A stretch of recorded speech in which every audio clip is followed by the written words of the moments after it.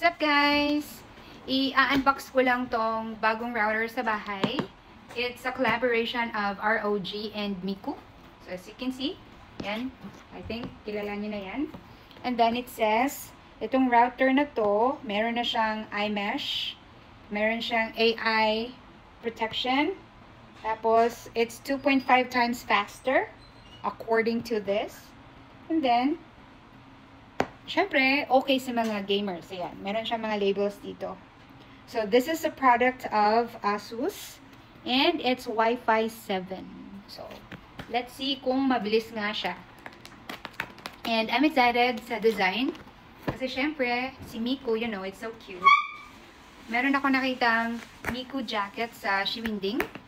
And like, the staff said it's original, kaya sobrang mahal.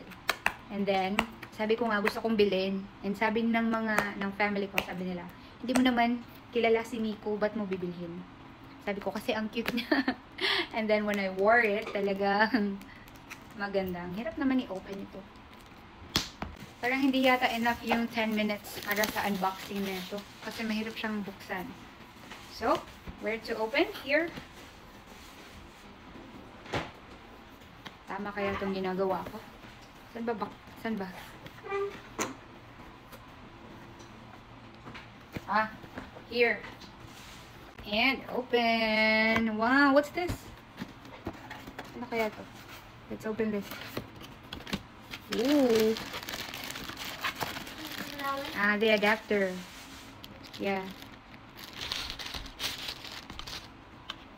Yan. Laki. Laki naman ang adapter niya. Tapos may QR code na siya. And then, of course, the cable. Gagamitin na ito agad para mas mabilis na yung Wi-Fi sa bahay. So, let's see. What's in here? Meron siyang free na card ng ROG and yung card ni Miku. So, wala na siyang laman. And let's see how this one looks like. Ayan. Finally. Oh. Meron siyang parang 3D sticker dyan. Hatsune Miku. Okay. And then, I think this is ROG logo here. ROG logo. Yan, ganyan siya. And then, Wi-Fi 7. Nakasulat. Wi-Fi 7.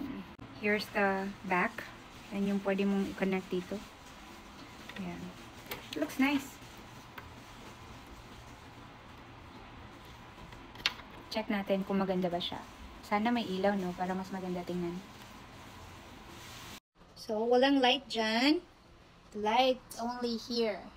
Yan. Dito lang. Ayan, yan lang siya.